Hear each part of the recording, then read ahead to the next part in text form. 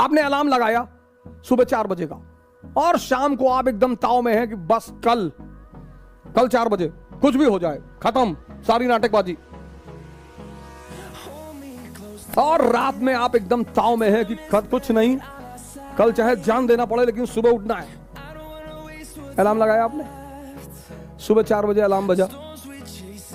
अब आपके इस मन ने ये नहीं कहा कि नहीं उठना है ना, ये तो ये कहेगा ही नहीं, ये इसकी खूबसूरती है सर, ये नहीं कहता ही नहीं। ये आपसे पता क्या कहेगा कि 5 मिनट यार, 5 मिनट में कुछ बिगड़ता है।